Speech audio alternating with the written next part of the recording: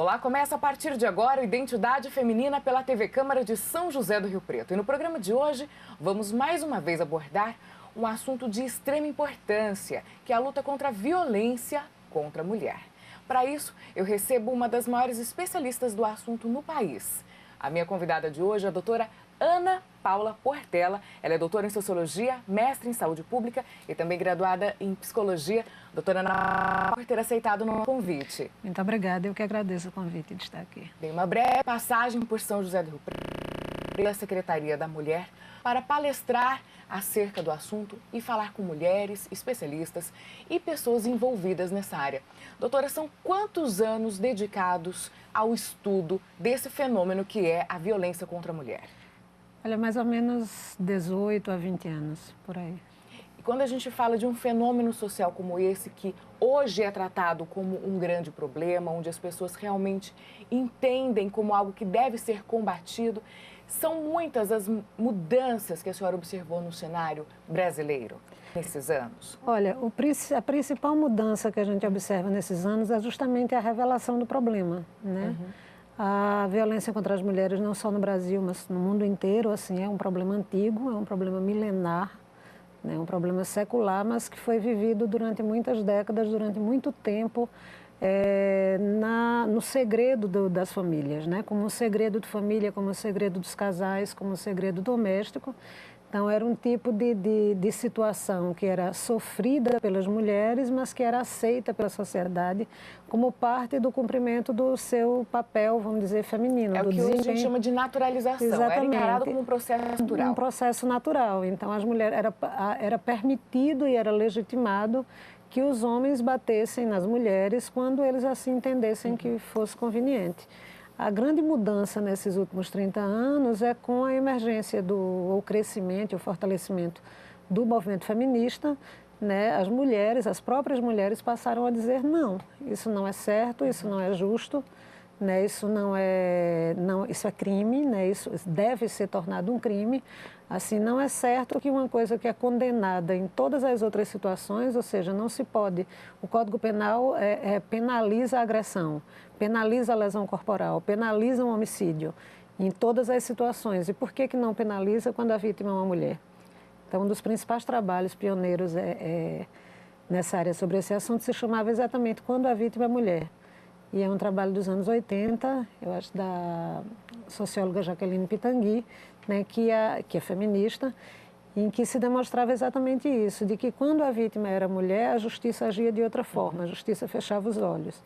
E aí foi graças à pressão e às investigações e à pesquisa feminista, né, que a gente começou a realmente revelar o problema e a problematizá-lo e dizer, olha, não, a gente agora quer transformar isso numa questão pública. Esse problema não é das mulheres, esse problema é da sociedade, esse problema é do país, né, e a gente precisa tratar dele com a justiça que ele merece.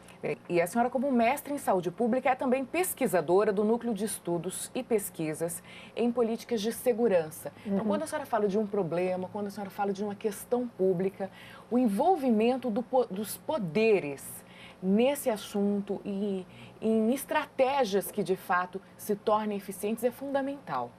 É essencial. Veja, quando você constrói um fenômeno social e transforma ele em um problema social, é evidente que a gente está se dirigindo ao poder público para que o poder público assuma sua responsabilidade na resolução desse problema. Então, desde o início dessa movimentação, ou seja, dessas pesquisas que tratavam de caracterizar o que era a violência contra a mulher, aonde ela acontecia, quem eram as mulheres que mais sofriam, quais eram os tipos de violência.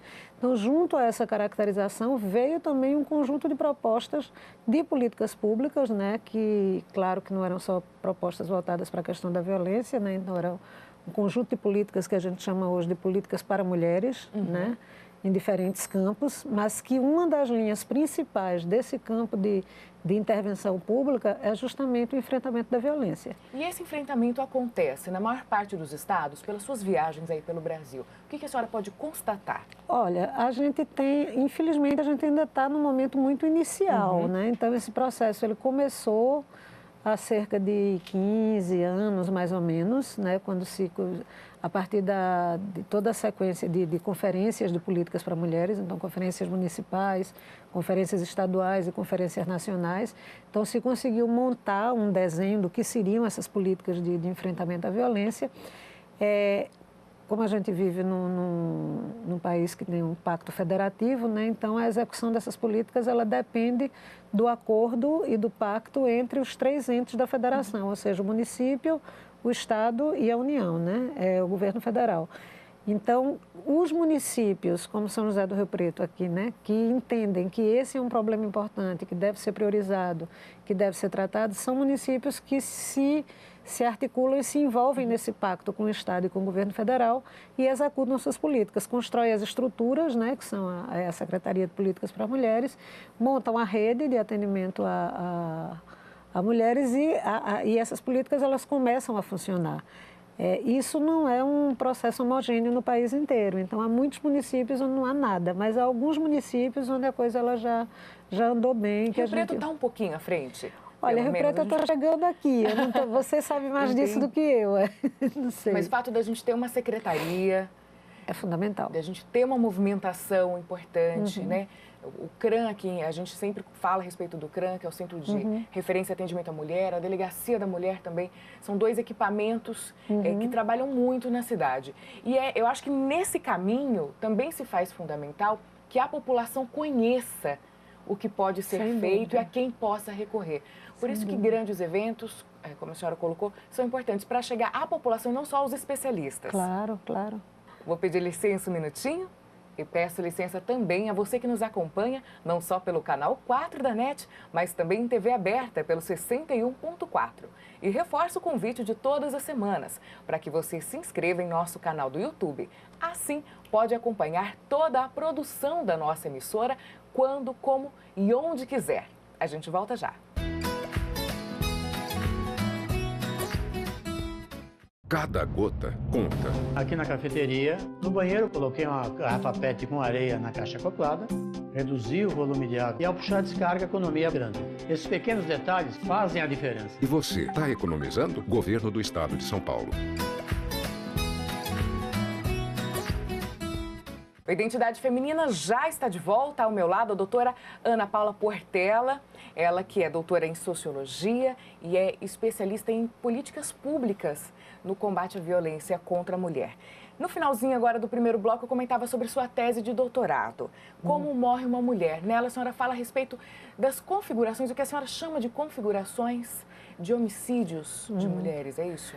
Olha, configurações a gente pode tratar como situações, né? Assim, são situações mais amplas nas quais o homicídio pode vir a acontecer. Eu cheguei a essa tese porque chegou um determinado momento nos meus estudos que eu percebia que havia meio que uma polarização, tanto entre os movimentos sociais, entre as feministas, como entre gestores e também dentro da academia, que indicava, por exemplo, que os homens... A gente sabe que o problema dos homicídios é um problema grave aqui no Brasil, né? Assim, no Brasil morrem de 50 a 60 mil pessoas todos os anos assassinadas, assim, são números dramáticos, maiores do que os números de muitos países em situação de guerra e de conflito. Entre 90% e 92% das vítimas desses homicídios são homens, né? Em geral jovens, em geral negros e pobres, né? As mulheres, elas constituem uma proporção muito pequena, mas ainda assim é uma proporção muito alta. Então, aqui no Brasil, a gente tem entre 5 mil, de 5 a 6, 7 mil mulheres que são assassinadas todos os anos. Então, é um número muito alto. Mas o que eu percebia antes de iniciar a minha pesquisa de doutorado era que havia um senso comum de que os homens, quando eram assassinados naquelas situações que envolviam a criminalidade. Então, ou eles faziam parte de algum grupo criminoso que atuava em algum território com um confronto com polícia, confronto com outro grupo criminoso, etc. e tal, e que as mulheres elas morriam sempre em decorrência de algum conflito amoroso ou conjugal, seja com um parceiro ou seja com um ex-parceiro, né? E, na verdade, o que o meu trabalho dizia, né, quando analisava notícias de jornais ou quando fazia pesquisas qualitativas, era que a situação ela não era tão clara assim, que nem toda mulher morria naquela situação, nem todo homem morria naquela outra. Mas era uma coisa que você não pode dizer, você não pode afirmar simplesmente afirmar sem demonstrar, né? Assim, o que é que me dizia, como é que eu podia provar que na verdade era de outro jeito, que não era assim. Quanto tempo de análise durante o desenvolvimento dessa tese? Foram 5 anos, 5 mas anos. Eu comecei a trabalhar com o tema, antes de chegar na tese, eu já estava estudando isso uns 5 anos antes. Então, Entendi. mais ou menos 10 anos de investigação, né? E aí eu resolvi, estava investigando antes, eu trabalhava numa organização feminista, eu coordenava a área de pesquisa de lá, mas aí fazia esse trabalho como parte do meu trabalho profissional. E eu achava que eu precisava de um tempo realmente para estudar, assim, para fazer com mais calma, me dedicar a uma análise mais acadêmica. E aí foi quando resolvi ir para o doutorado fazer isso. E aí estudei apenas o caso de Pernambuco, mas ele pode ser tomado como um exemplo, ou um modelo, uma base para a gente pensar outras situações do Brasil. Para refletir a respeito da realidade de outras regiões. De outras regiões. E agora eu iniciei o pós-doutorado, e no pós-doutorado eu estou estudando os estados do Rio Grande do Norte, da Paraíba e de Alagoas, né? Exatamente para identificar se a situação ela é semelhante ou ela é distinta do que eu vi lá. Então, em Pernambuco, eu estudei 12 anos de homicídios, né? Então, foi de 2004 até 2012. Foram 12, não, acho que foram 9 anos, desculpa. Foram 9 anos e 37 mil casos de homens e de mulheres. 37 mil casos de homicídio. Que dados surpreenderam a senhora nesse processo? Olha, na verdade, eu comprovei a minha impressão, a impressão que eu tinha da observação da realidade, eu comprovei com o meu estudo. Então, na verdade, tanto homens como mulheres morrem em mais de um tipo de situação do que aquilo que se dizia. Né? Então, as mulheres elas estão expostas a uma maior variedade de situações de violência. Então, cerca de metade das mulheres, de fato, são assassinadas em situações que a gente chama de violência cometida por parceiro íntimo, né?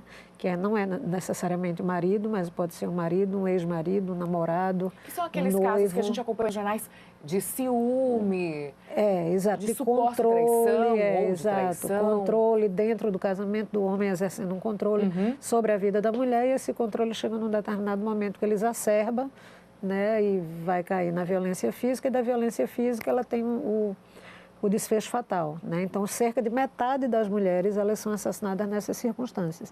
No entanto, a outra metade, ela é assassinada, uma parte dela é assassinada nas mesmas circunstâncias dos homens, ou seja, em contextos onde a gente identifica a presença de grupos criminosos. Então, são mulheres que moram em áreas como, por exemplo, as favelas do Rio de Janeiro, ou as áreas periféricas de Recife, né? Ou de outras cidades grandes do país, onde você tem realmente a presença da criminalidade, seja associada ao mercado de drogas ou não. Pode ser ao mercado de armas, pode ser ao mercado de outros tipos de delitos, como assalto a banco, né? ou assalto no meio da rua, esse tipo de coisa. Contextos de violência. Contextos de violência urbana, exato. E aí essas mulheres, não necessariamente elas são assassinadas que estão envolvidas nisso. Porque são mulheres. Não, porque são mulheres, o fato de ser mulher, ele termina atuando sempre. Sempre? É um fator determinante. É um dos fatores determinantes, sem dúvida, porque você veja, se você pega as jovens meninas que por alguma razão elas se envolvem na criminalidade, pelo fato dela ser mulher, ela já se envolve numa posição diferenciada. Então, dificilmente ela consegue chegar às estruturas mais altas, à liderança do grupo. Dificilmente ela anda armada, então ela tem menos condição de se defender diante de um confronto, seja um confronto de um adversário, seja um confronto com a polícia. Ela tem menos possibilidade de liderar um pequeno grupo que lhe proteja, como alguns homens fazem. Então, se ela tiver necessidade de fugir, ela vai ter mais dificuldade de fugir.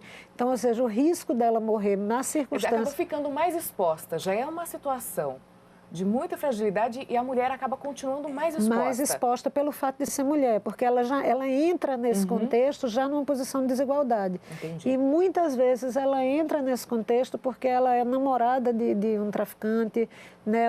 E às vezes ela morre por ser irmã de um traficante, por ser mãe, né? Porque ela está escondendo o filho dentro de casa, o filho está sendo perseguido e ela está escondida. Então, quer dizer, ela está nesse contexto, mas ela não está atuando diretamente. Não foi por um parceiro, né? Situações amorosas, como a senhora colocou, na questão da violência urbana, porém, permanece o fato dela ser mais frágil porque é mulher.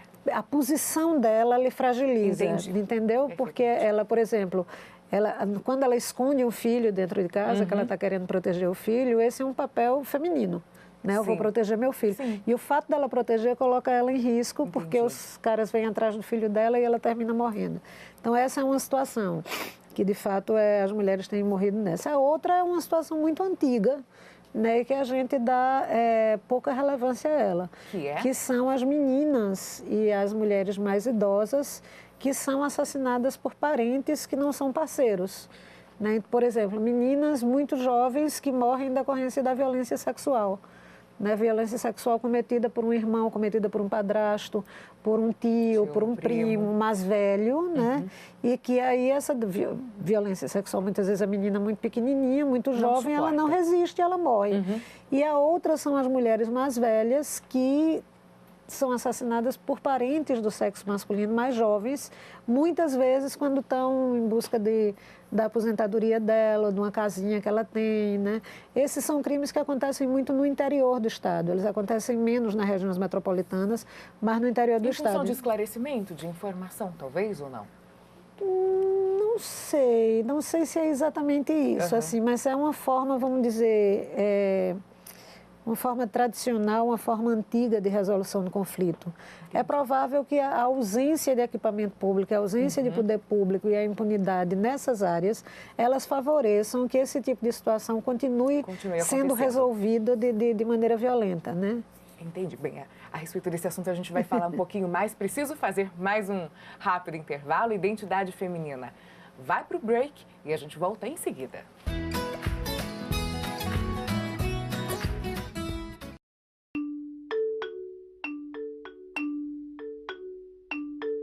A Carteira Nacional de Habilitação, também conhecida como CNH, é um documento que autoriza o cidadão a dirigir. Para solicitar a primeira habilitação, é preciso ser maior de 18 anos, saber ler e escrever, realizar um exame de aptidão física e mental e um exame prático de direção. Você também precisará da cópia e original do RG, CPF, comprovante de endereço recente e protocolo de agendamento do serviço. O agendamento pode ser solicitado pelo site Cidadão SP. Você será direcionado para o portal do Detran, onde deverá realizar um pré-cadastro. Pelo site, você poderá acompanhar o processo de emissão da sua primeira CNH e será informado sobre os próximos passos a seguir.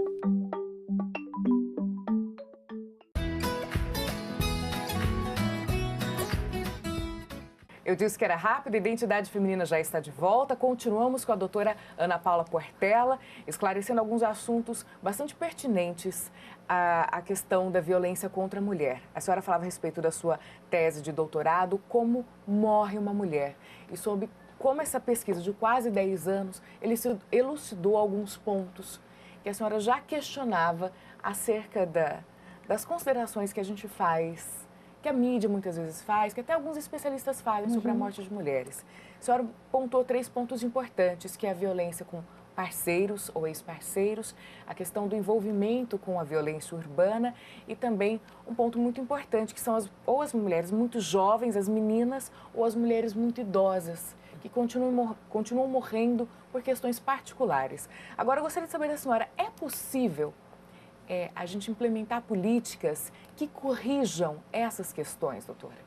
A gente vai chegar um dia nesse ponto? Olha, é necessário, né? É necessário. Qualquer Estado, qualquer governo, ele tem a obrigação de proteger sua população, né?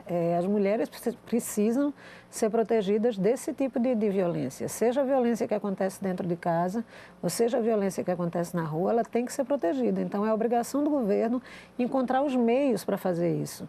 A situação que a gente vive aqui no Brasil, ela não é em absoluto uma situação normal que acontece em todo lugar.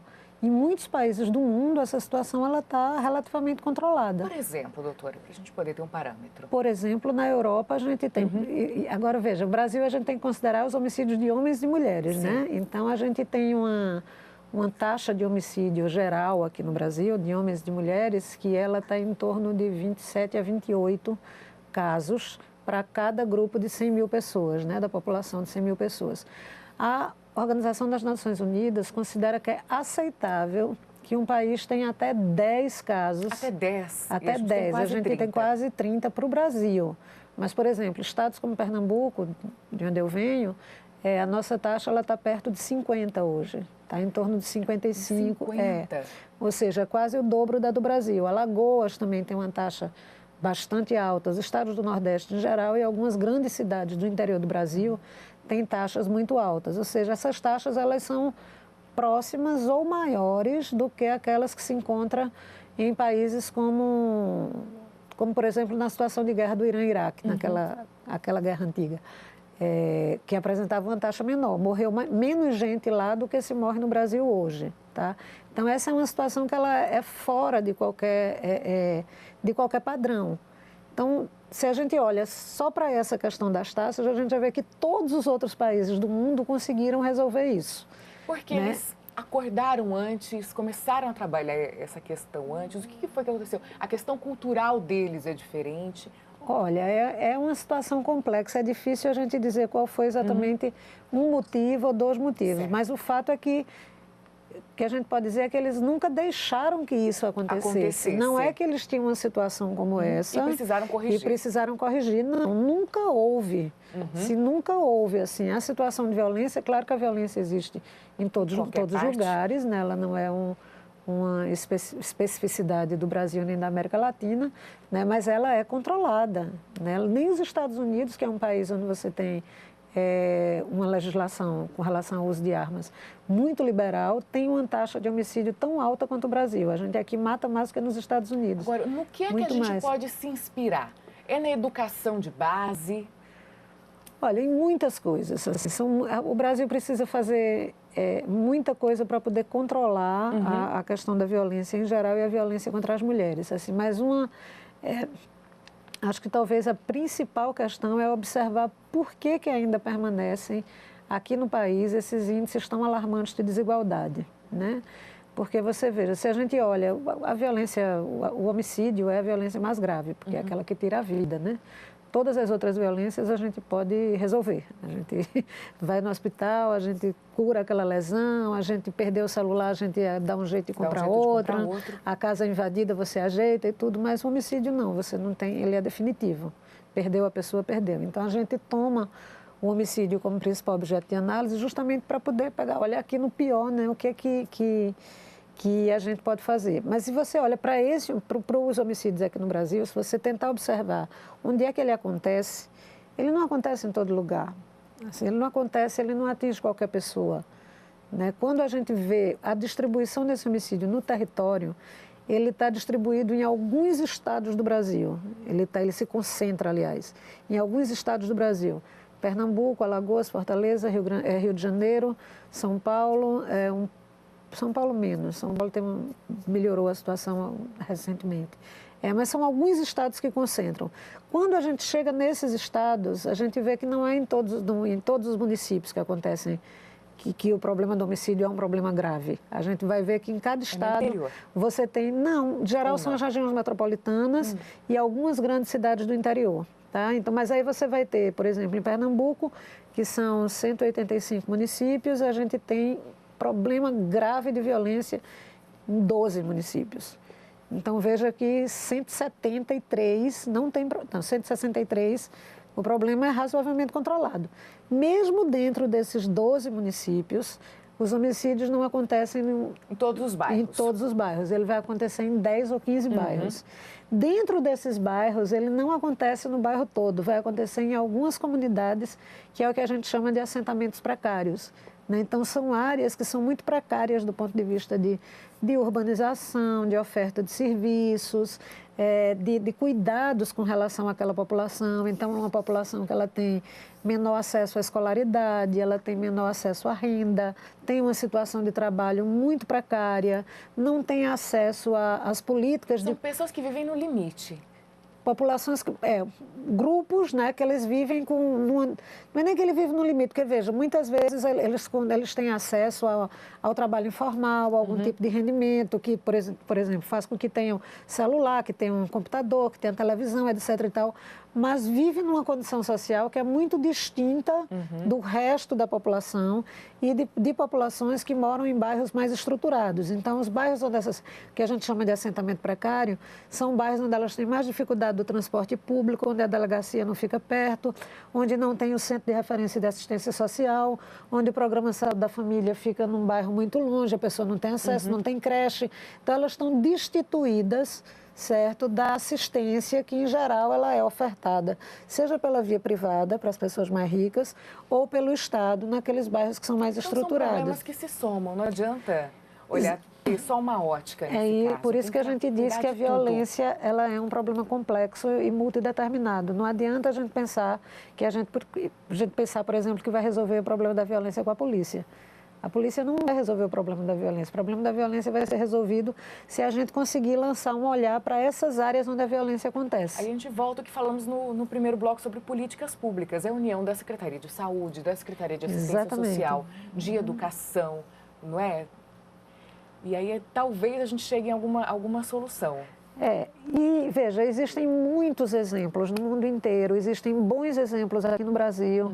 Assim, o estado de Pernambuco foi um estado que durante algum tempo estava conseguindo controlar os índices de violência com uma política pública de segurança que era relativamente bem desenhada. O estado de São Paulo conseguiu reduzir as taxas de homicídio, tem experiências positivas em Minas Gerais, tem muitas experiências positivas aqui na América Latina. Então, a gente tem muitos exemplos, tem um conjunto grande de estudiosos e pesquisadores, né, que tratam, né, que investigam essa questão sob seus diferentes prismas. Então, a gente tem material para trabalhar, né? Agora, precisa realmente ter gestões comprometidas, interessadas e dedicadas a resolver o problema, né? Agora, já que o nosso programa traz esse nome de identidade feminina, mas se comunica com os homens também, acho importante a gente aproveitar esse finzinho para ressaltar como é fundamental que os homens participem desse processo, né, doutora? Veja, o homem é o agente da violência, né? A gente não pode esquecer disso, né? Tanto é que, assim, a gente fala, os homens são os principais agressores de mulheres, mas são também os principais agressores de homens, né? Então, é necessário que os homens se perguntem por que eles continuam escolhendo a violência como uma forma importante de resolver seus conflitos, né? Porque, veja, a gente não vai acabar com o conflito, a gente continua, né, se desentender faz parte da nossa vida e do nosso cotidiano, a gente vai continuar se desentendendo, homens com homens, mulheres com mulheres, mas a maior parte das pessoas não se utiliza da violência para resolver seus problemas, né? Então, quem usa da violência tem que se perguntar, tem que rever. Por que eu estou fazendo isso? Assim, por que eu estou usando... Né? Por que eu uso uma arma quando eu posso tentar resolver de outra maneira? Por que eu dou um murro quando eu posso tentar conversar, eu posso buscar ajuda em algum lugar? Se eu me sinto incapaz de compreender um desentendimento que eu tenho com a minha parceira, com a minha colega, etc. e tal, procuro ajuda, né? Eu vou atrás de alguém que me ajude, o que é que eu faço, né? Mas, assim, por que esse recurso à violência, né? Então, eu acho que cabe uma reflexão muito pessoal, mas também coletiva, comunitária, familiar, a respeito, por parte de cada homem, né, a respeito do uso da violência como forma de resolução do conflito. Perfeito. Quero agradecer mais uma vez sua presença aqui no estúdio da TV Câmara de Rio Preto, desejar um ótimo trabalho. Espero que a senhora volte mais vezes à cidade para conversar com a gente. Obrigada. Mais uma vez, obrigada a você também que acompanha a produção da TV Câmara. Interaja conosco pelas redes sociais. Estamos no Twitter, no YouTube e no Facebook. Até o próximo Identidade Feminina.